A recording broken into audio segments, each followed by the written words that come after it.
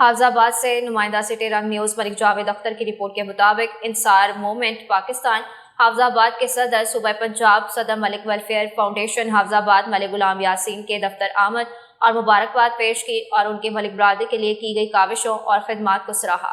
ان کا کہنا تھا کہ ملک غلام یاسین نے ملک برادری کے ساتھ ساتھ حافظ آباد کا بھی پورے پاکستان میں نام روشن کر دیا۔ آپ نے تو خود کو ملک برادری کے لیے وقف کر رکھا ہے، جو ملک برادری حافظ آباد کی خوش قسمتی ہے کہ انہیں ملک غلام یاسین جیسا لیڈر ملا۔ نائب صدر کی حیثیت سے ملک غلام یاسین نے جو لاہور رنگ نیوز کے شو میں پہلا باقاعدہ انٹرویو دیا، اس سے ملک برادری کے ساتھ ساتھ حافظ آباد کا نام بھی روشن ہوا۔ ملک غلام یاسین نے تمام دوستوں کا شکریہ ادا کیا اور ایک پرتکلف عشائی کا بھی اہتمام کیا گیا۔ اس موقع پر دونوں برادریوں کے صدور کے درمیان خصوصی میٹنگ ہوئی، جس میں باہمی دلچسپی کے امور کے ساتھ ساتھ حافظ آباد کی دونوں برادریوں کا مل جل کر اپنی برادریوں کے فلاح و بہبود کے لیے کام کرنے کا فیصلہ کیا گیا۔ مٹیاری میں عید قربان کے موقع پر مٹیاری میں بھی مویشی منڈی تو سج گئی۔ دور دراز سے شہری قربانی کے لیے مویشی خریدنے آتے ہی مہنگائی کی وجہ سے پریشان ہونے لگتے ہیں۔ مزید رپورٹ کریں علی فیضان۔ بڑی عید کی بڑی خوشیاں۔ عید قربان کے موقع پر مٹیاری کے مختلف مقامات پر مویشی منڈی تو سج گئی۔ مویشی منڈی میں خوبصورت اور رنگ برنگی قربانی کے بیل بکرے مویشی منڈی کی زینت کو دوبالا کرتے ہیں۔ اگلے سال کی بنسبت اس سال مہنگائی کی شرح میں اضافے سے خریدار کم دکھائی دیتے ہیں اور بیوپاری بھی شدید پریشانیوں سے دوچار ہیں۔ مٹیاری کے بیوپاری کہتے ہیں کہ ہم پورا سال اپنے جانور کی پرورش بڑے محنت اور بڑے اخراجات لگاتے ہیں۔ قربانی کے جانور کو ہم اپنی جان سے بھی زیادہ دیکھ بھال کرتے ہیں تاکہ وہ صحت مند اور تندرست رہ سکے اور قربانی کے موقع پر مویشی منڈی میں اچھے دام خرید ہو سکے۔ کیمرہ ٹیم کے ساتھ علی فیضان، مٹیاری۔ جڑاوالا سے امجد علی غفاری کی رپورٹ کے مطابق جڑاوالا 34 گاوے کے نامور پھلروان منشا فروش مسجد میں توبہ کرنے پہنچ گئے۔ جڑاوالا کے علاقہ چک نمبر 34 گاوے ستیانہ روڈ یوسف عرف ڈنڈا اور اس کے بیٹے علی جان یوسف، سمیع اللہ محمد یوسف، انعام اللہ محمد یوسف اور ان کے داماد بلال عرف چوہان نے قرآن پاک پر ہاتھ رکھ کے حلفاً بیان دیتے ہوئے کہا کہ منشا جیسی لعنت سے کنارہ کشی کر لی ہے۔ جڑاوالا ایس پی سرکل کی ہدایت پر تھانہ ستیانہ ایس ایچ او نے تھانہ کی حدود میں منشا فروشوں کے لیے گھیرا تنگ کر دیا ہے۔ 34 گاؤں میں منشیات کا گھر سمجھا جاتا تھا۔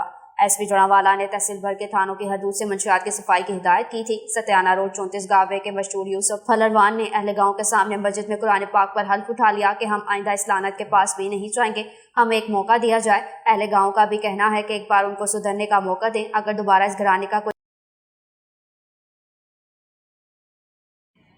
مٹیاری میں گاؤں یار محمد خشک کے بعد سروڈیروں نے مقامی صحافی عادل علی خشک کے گھر پر حملہ کر دیا۔ مٹیاری کے قریب گاؤں یار محمد خشک میں گاؤں کے بعد سروڈیروں نے لودھی سیخوں اور لاٹھیوں سے مقامی صحافی عادل علی خشک کے گھر پر حملہ کر کے صحافی کے والد کو سخت شدید زخمی کر دیا، جس کو مٹیاری تعلقہ اسپتال منتقل کیا گیا، جہاں پر ابتدائی طبی امداد کے بعد تشویشناک حالت میں حیدرآباد اسپتال منتقل کر دیا گیا۔ اس حوالے سے صحافی عادل علی خشک کا کہنا تھا کہ لودھی سیخوں اور لاٹھیوں سے گاؤں کے بعد سروڈیروں نے ہمارے گھر پر حملہ کر کے میرے والد کو شدید زخمی کر دیا۔ انہوں نے کہا کہ متعلقہ پولیس اسٹیشن پر ایسی اطلاع ہم نے دی، لیکن تاحال پولیس نے کوئی بھی تحرک نہیں لیا۔ مقامی صحافی عادل علی خشک کے گھر پر حملے کے خلاف مٹیاری کے صحافی تنظیموں نے اظہار افسوس کرتے ہوئے ایس ایس پی مٹیاری سے فوری طور پر کارروائی کرنے کی اپیل کرتے ہوئے خبردار کیا کہ فوری طور پر شرپسندوں کو گرفتار کیا جائے، ورنہ احتجاج کا دائرہ کار وسیع کیا جائے گا۔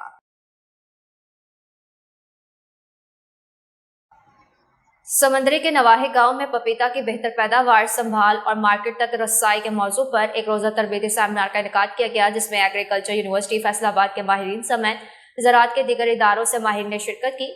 رپورٹ کر رہے ہیں شہریار چودھری۔ پنجاب کے زرخیز علاقے سمندری کے نواحی گاؤں میں پپیتا کی بہتر پیداوار، سنبھال اور مارکیٹ تک رسائی کے موضوع پر ایک روزہ تربیتی سیمینار کا انعقاد کیا گیا، جس میں ایگریکلچر یونیورسٹی فیصل آباد کے ماہرین سمیت زراعت کے دیگر اداروں سے ماہرین نے خصوصی شرکت کی۔ اس تربیتی پروگرام کا مقصد کسانوں کو پپیتے کی جدید کاشتکاری، بیماریوں سے بچاؤ، بعد از برداشت مراحل اور منڈی تک رسائی سے متعلق عملی معلومات فراہم کرنا تھا۔ یہاں پہ سائنٹسٹ، یہاں پہ انڈسٹری، یہاں پہ اکیڈیمیا اور فارمرز، ان تمام کو اکٹھا ایک جگہ پہ کیا گیا اور علم کا ترسیل جو ہے وہ کی گئی, نالج دیا گیا. تو آج کے زرعی ماہرین ہمارے تھے گرین سرکل سے کے سی ای او ساجد اقبال سندھو صاحب آئے ہوئے ہیں جن کی بہت زیادہ اس کام میں سروسز ہیں, انہوں نے بہت زیادہ اس پہ کام کیا ہوا ہے.